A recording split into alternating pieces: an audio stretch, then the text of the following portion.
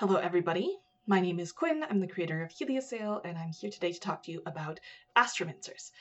We're going to go over kind of how Astromancy works, how to play an Astromancer, and some quick tips and tricks. First of all, the bread and butter of Astromancers is, of course, Astromancy.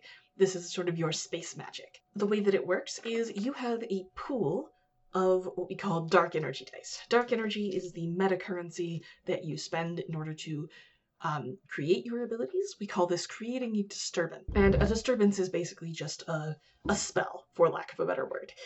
You have a pool of 4 8-sided dice, and this is your dark energy pool. This recharges every day.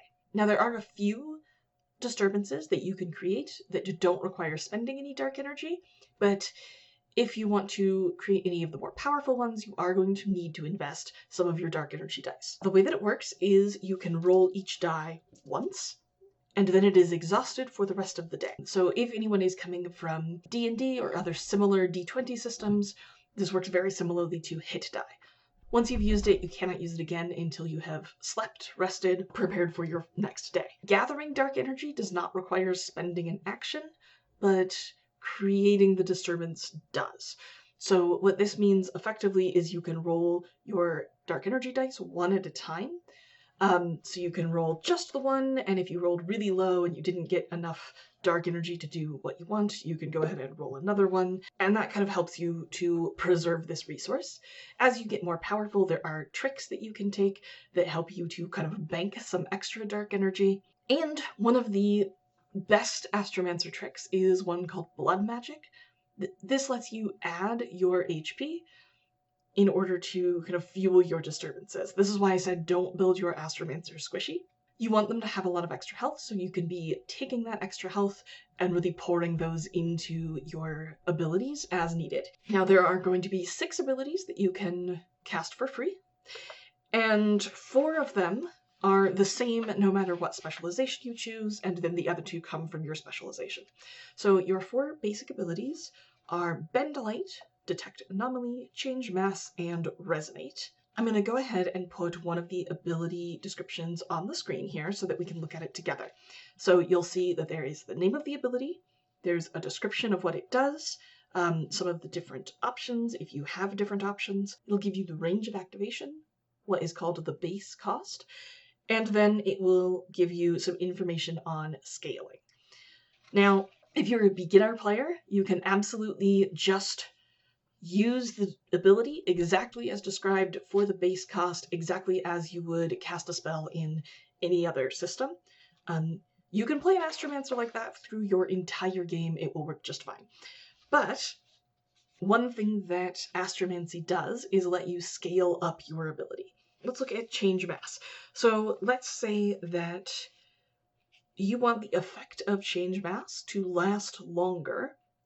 If you look down at the section for scaling, you'll see that it says it costs 1 dark energy for every 4 additional seconds. That is 1 action. So even though it doesn't cost you anything to create it, if you want to, you can choose to gather up some dark energy and invest however much of that energy you want into making this last longer. Note that abilities cannot be scaled down to cost less. Your base cost is your base cost.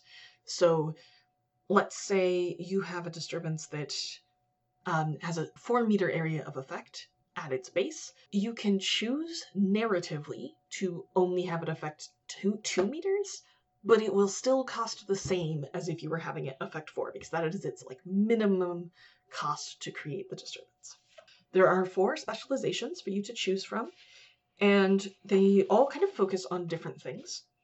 So there is Gateway, Matter, Unreality, and Vibration. Now if you are a Gatewright, that means you chose the Gateway specialty, then all of your abilities are going to focus on positioning and zone control. So if you're a Materialist, that means that you chose the Matter specialty.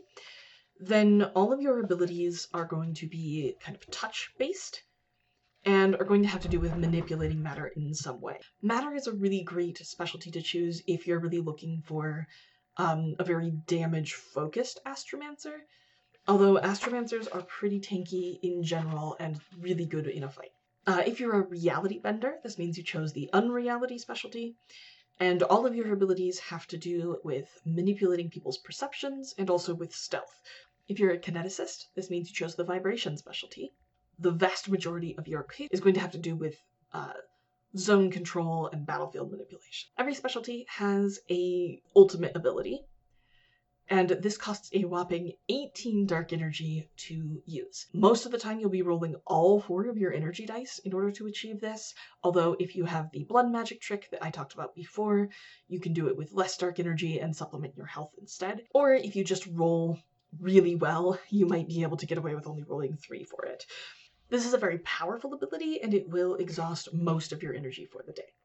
Some tips for playing an Astromancer. We already covered not making them squishy. You're going to want to rely on your 6 free abilities for the vast majority of your kind of day-to-day astromancy skills. So when you're deciding on what your specialty is going to be, really look into those carefully. However, don't be shy to use your dark energy dice. Like I said, you can roll 1 at a time until you gather enough points to do whatever it is that you're looking to do. Some advanced tips for Astromancers. So let's say you have been playing an Astromancer for a while and you're ready to kind of really get into the nuts and bolts of how this archetype works. The first thing I would do is pay attention to ability scaling.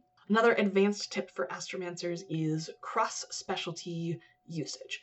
So when you pick your specialty, you are not actually limited to only creating disturbances in that specialty. It's just that they are less expensive for you to create. So you want to mostly be sticking to your specialty, but you can look through and become familiar with all the different disturbances. If you see one that's going to be really useful, then you can go ahead and create it. It's just going to cost the higher number. If we go back to the disturbance description, you'll see for base cost that there are 2 numbers there. There is the first cost, which is the smaller amount, and then there's the second one in bold. So if you are going outside of your specialty, you're going to be paying that higher dark energy cost in order to use it, but you can still use it.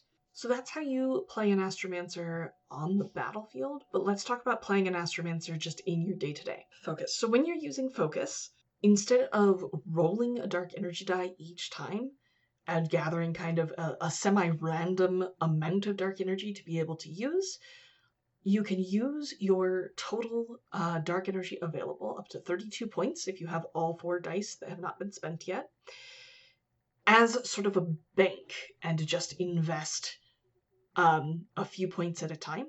It allows you to be a lot more precise in how you spend your dark energy, and so that's something that whenever you're using a disturbance in a narrative scene rather than in a battle, you're probably going to want to be using focus, although it does have some downsides. It limits what you can do, and if you do certain things or you take damage, then you have to make a mind save in order to maintain your focus.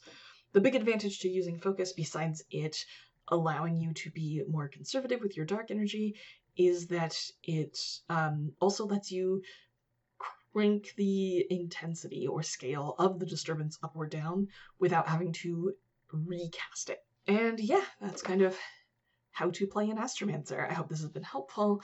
Thank you so much for joining me today, and keep an eye out for the future installments in this series where I'm going to cover how to play each and every one of the archetypes. Have a wonderful day!